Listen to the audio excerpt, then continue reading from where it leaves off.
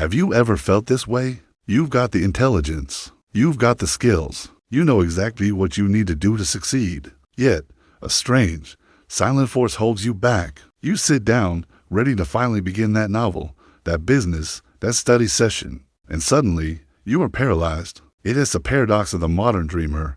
You are too smart to settle for a mediocre life, but the very thought of failing to achieve perfection keeps you frozen in place. You want the masterpiece, but you refuse to make the first messy brushstroke. You're not lazy. You're trapped by the towering wall of your own impossible standards.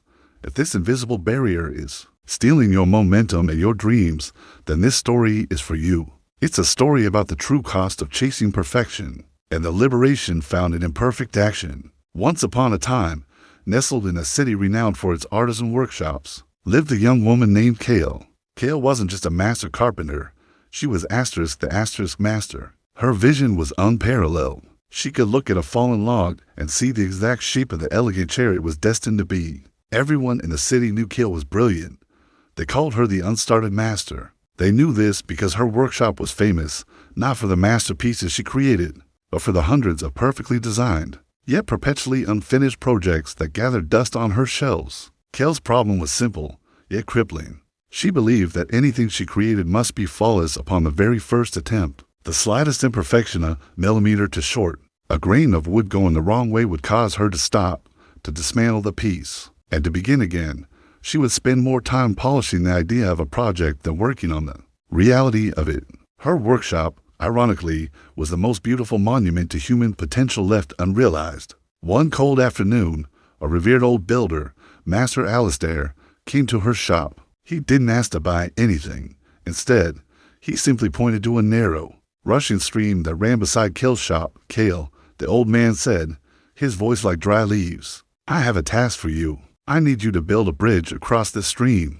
I do not care what it looks like. I only have one rule for the wood you use." Kale straightened up, anticipating a test of her skill. She was ready to carve an arch of impossible beauty. Master Alistair continued, "You must use only the discarded, flawed, and imperfect scraps you have been too afraid to finish." Kale was insulted. "Master, I am Kale. I build things that last a lifetime. You want me to build a bridge of vital connection out of mistakes?" Alistair just smiled. "I want you to build a bridge that works, Kale, not a bridge that is perfect." And with that, he left. Kale was tormented. For 3 days, she did nothing but stare at the pile of imperfect wood. There was the slightly warped plank from the chair, the splintered beam from the table, the strangely shaped offcuts from 100 unfinished dreams. She couldn't apply her usual perfect logic to this mess. It was impossible to make it beautiful. Finally, on the 4th day, in a burst of frustration, she grabbed the first scrap she saw. She didn't measure 3 times. She didn't pause to check the grain. She simply saw a gap in the structure and hammered a piece of wood into it. It was crooked. It was asymmetrical. It was a disaster, structurally speaking. But then she added another piece and another. She wasn't building a masterpiece. She was just trying to close the distance. Her focus shifted entirely from perfection to progress. The anxiety began to fade. The shame of imperfection was replaced by the simple joy of movement. By sunset, the bridge was finished. It was ugly.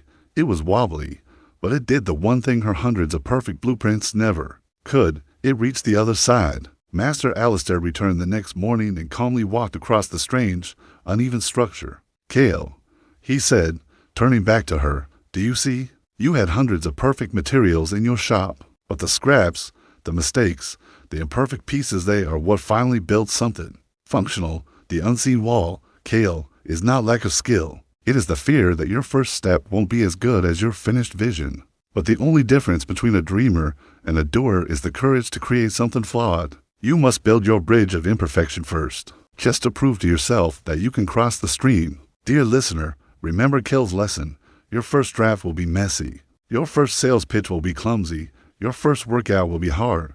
But action, even imperfect action, is the only antidote to the paralysis of perfectionism. Do not wait for perfection. Start today. Build the bridge. Use the scraps. Let your first step be a flawed, messy triumph, and you will find that the bridge of imperfection is the only path that leads to your masterpiece. If this story resonated with you, show your support by tapping the like button. Subscribe for more tales that ignite your potential, and share this with anyone you know who needs permission to start imperfectly. Thank you for listening.